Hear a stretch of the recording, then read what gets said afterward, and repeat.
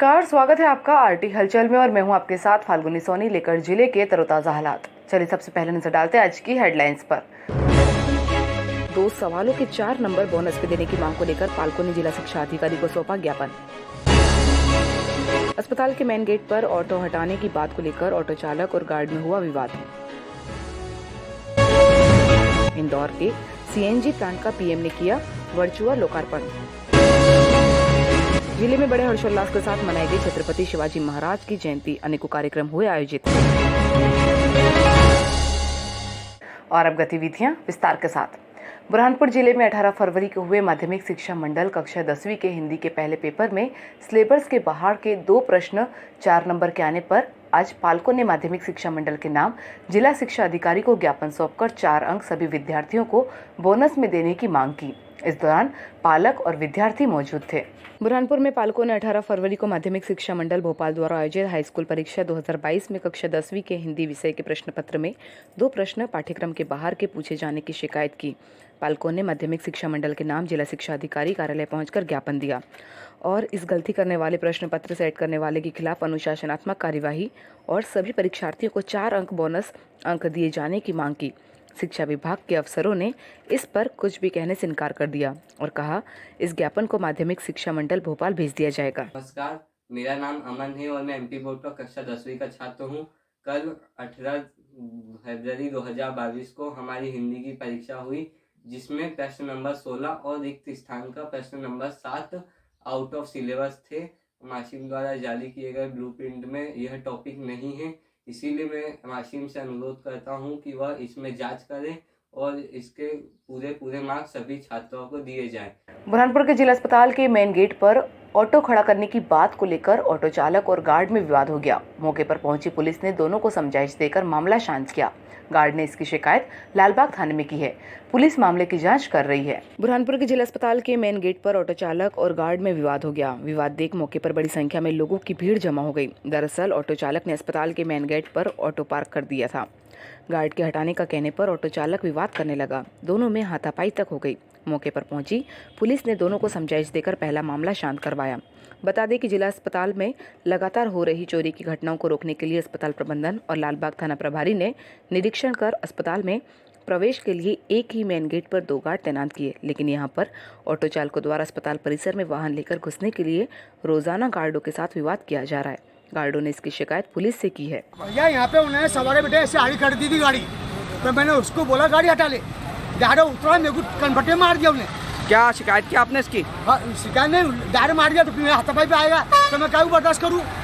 हाँ, उसकी रिपोर्ट करूँगा। वो दादा मंगाया, कोई दादा लोग आ रहे बोले 4-5 ऑटो वाले हैं, कुछ यहाँ गेट पे लगाने की बात करते हैं, गार्ड से हंगामा करते हैं। बार समझाइश देने के बावजूद भी गार्ड से माथापुरी ऑटो वालों के द्वारा जारी रहती है। उनको हटाने पर विवाद की स्थिति बनाते हैं, उनको साइड में लगाने के लिए बोला गया है, लेकिन उनको बार बोलने पर भी विवाद करने की स्थिति पैदा होती है। अवगत कराया जाएगा अधिकारियों को। प्रधानमंत्री नरेंद्र मोदी ने इंदौर में एशिया के सबसे बड़े सीएनजी प्लांट का वर्चुअल लोकार्पण किया। लोकार्पण का सीधा प्रसारण बुरहानपुर के इंदिरा कॉलोनी स्थित ऑडिटोरियम में देखा गया। कार्यक्रम में खंडवा संसदीय क्षेत्र के सांसद भी शामिल हुए, जिन्होंने संबोधित किया। प्रधानमंत्री नरेंद्र मोदी ने इंदौर में बने एशिया के सबसे पहले सीएनजी गोवर्धन प्लांट का वर्चुअल लोकार्पण किया। लोकार्पण का सीधा प्रसारण बुरहानपुर में भी देखा गया। शहर के इंदिरा कॉलोनी स्थित ऑडिटोरियम में खंडवा संसदीय क्षेत्र के सांसद ज्ञानेश्वर पाटिल भी शामिल हुए। उन्होंने सबसे पहले कन्या पूजन किया, जिसके बाद प्रशासनिक अफसरों द्वारा सांसद और जनप्रतिनिधियों का स्वागत सम्मान किया। प्रधानमंत्री नरेंद्र मोदी, मुख्यमंत्री शिवराज सिंह चौहान और आवास कार्य मंत्री का वर्चुअल उद्बोधन सुना, जिसके बाद सांसद ज्ञानेश्वर पाटिल, पूर्व मंत्री अर्चना चिटनिस, पूर्व महापौर अनिल भोसले, पूर्व निगम अध्यक्ष मनोज तारवाला ने संबोधित करते हुए बुरहानपुर शहर में भी कचरे से बनने वाले खाद को लेकर जानकारी दी। कार्यक्रम में एसडीएम काशीराम मंडोले, निगम आयुक्त एसके सिंह सहित प्रशासनिक अफसर और जनप्रतिनिधि मौजूद थे। बुरहानपुर जिले में छत्रपति शिवाजी महाराज की जयंती बड़े हर्षोल्लास के साथ मनाई गई। जयंती को लेकर अनेकों कार्यक्रम आयोजित हुए। इसी के चलते बड़े ताप्ती ब्रिज से शोभा यात्रा भी निकाली गई। जिसका जगह जगह समाजजनों ने पुष्पवर्षा कर स्वागत किया। बुरहानपुर जिले सहित पूरे देश भर में आज शिवाजी महाराज की 352वीं जन्म जयंती मनाई जा रही है। यह जयंती केवल मराठा ही नहीं बल्कि सभी धर्म के लोग मनाते हैं।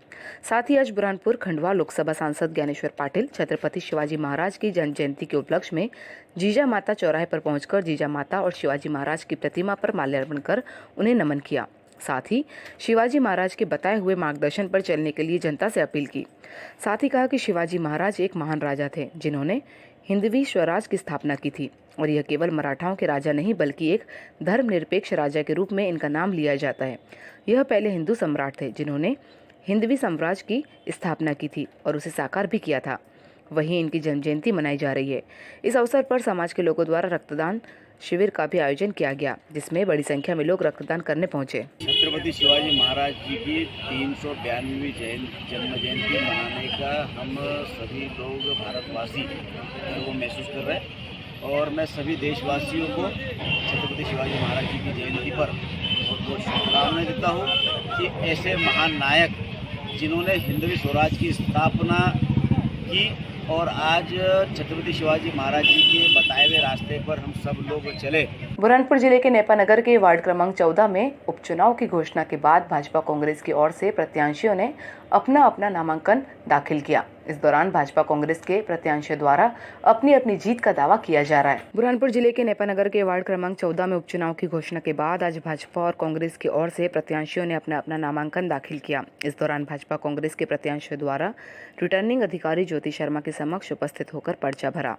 दोनों ही पार्टियों द्वारा इस उपचुनाव को आगामी नगरपालिका चुनाव से पहले सेमीफाइनल के रूप में देखा जा रहा है। आपको बता दें कि वार्ड क्रमांक 14 में कांग्रेस से पार्षद रविंद्र जामुनकर के आकस्मिक निधन के बाद यह सीट रद्द हुई थी, जिसके बाद यह पार्षद पद के लिए उपचुनाव होने जा रहा है। आगामी 6 मार्च को होने वाले उपचुनाव में दोनों ही दल के नेताओं द्वारा अपनी जीत के दावे किए। हमारे मुद्दे भारतीय जनता पार्टी ने हमारे वार्ड क्रमांक 14 में काफ़ी विकास किया है। प्रधानमंत्री आवास योजना में ऐसा समझता हूँ कि 150 से 250 मकान हमारे यहाँ पर बन रहे हैं और आगे भी बहुत सारे मकान प्रोसेस में। शांत होगा ना तो उनके जगह अपन चुनाव लड़ रहे हैं कांग्रेस पार्टी की ओर से। क्या मुद्दे लेकर जाएंगे जनता के बीच में? यही जनता की सेवा करेंगे। पहली बात तो ये जो चुनाव है ये उपचुनाव है। वहाँ पर पहले कांग्रेस का पार्षद था, उसका निधन होने के बाद में करीबन 10 महीने बाद, क्योंकि एक प्रक्रिया है कि अगर जो व्यक्ति अगर मृत्यु हो जाती है तो 6 महीने बाद में उपचुनाव होते हैं, तो 10 महीने बाद ये उपचुनाव हो रहे हैं। जिले में कोरोना टीकाकरण की रफ्तार भले ही धीमी हो गई हो, लेकिन टीकाकरण 100% से भी ज्यादा हो चुका है। शनिवार को टीकाकरण के दौरान 15 से 18 साल के बच्चों के टीकाकरण पर जोर दिया गया, लेकिन इसके बावजूद भी 1893 ने ही टीका लगाया। बुरहानपुर जिले में कोरोना टीकाकरण की रफ्तार भले ही धीमी हो गई हो, लेकिन टीकाकरण 100% से भी ज्यादा हो चुका है। जिले में टीकाकरण का लक्ष्य 5,98,380 था। अब तक जिले में 6,599 को पहला डोज और 5,37,859 को दूसरा डोज लग चुका है। 10,483 लोगों को तीसरा डोज लगा है। जिले में पिछले कुछ दिनों से टीकाकरण कम संख्या में हो रहा है। परीक्षाओं से पहले 15 से 18 साल के विद्यार्थियों के टीकाकरण में तेजी आई थी, लेकिन अब टीकाकरण धीमा हो गया है। 47,000 बच्चों को कोरोना का टीका लगना था। इसमें से 43,000 ने पहला और 20,000 ने ही दूसरा डोज लगाया है। यह संख्या काफ़ी कम है। शनिवार को टीकाकरण के दौरान 15 से 18 साल के बच्चों के टीकाकरण पर जोर दिया गया, लेकिन इसके बावजूद 1893 ने ही टीका लगाया है। महिला बाल विकास विभाग द्वारा जिले में पोषण अभियान के बाद अब वृक्षारोपण अभियान की शुरुआत की गई है। आज लालबाग की आंगनवाड़ियों में पौधारोपण कार्यक्रम आयोजित किए गए, जहां पर 50 से अधिक पौधे लगाकर उन्हें पेड़ बनाने का संकल्प लिया गया। महिला बाल विकास विभाग द्वारा बुरहानपुर जिले में चलाए जा रहे पोषण अभियान के तहत आज वृक्षारोपण अभियान की शुरुआत की गई। वृक्षारोपण अभियान को लेकर लालबाग की सागरवाड़ी की आंगनवाड़ी क्रमांक 2 के पास सेक्टर सुपरवाइजर सरस्वती खरबंदा के नेतृत्व में आंगनवाड़ी सहायिका और कार्यकर्ताओं द्वारा पौधे लगाए गए। सेक्टर सुपरवाइजर सरस्वती खरबंदा और कार्यकर्ता शकुंतला पाल ने जानकारी देते हुए बताया कि महिला बाल विकास विभाग द्वारा जिले में पोषण अभियान के साथ साथ वृक्षारोपण अभियान की भी शुरुआत की गई है। आज लालबाग सेक्टर की आंगनबाड़ियों में पौधारोपण कार्यक्रम आयोजित किया गया। करीब 50 से अधिक पौधे लगाए गए और उन्हें पेड़ बनाने का संकल्प लिया। इस दौरान कमला बनोदे, शकुंतला पाल, विद्या जुनेजा, जया तिवारी, साधना चौहान, आरती चौक से मधु यादव, अलका चौक से प्रमीला चंदन सहित बड़ी संख्या में महिलाएं मौजूद थी। और अब वक्त हो चुका है आपसे विदा लेने का। जाते जाते डालते नजर आज की हेडलाइंस पर। 2 सवालों के 4 नंबर बोनस पे देने की मांग को लेकर पालकों ने जिला शिक्षा अधिकारी को सौंपा ज्ञापन।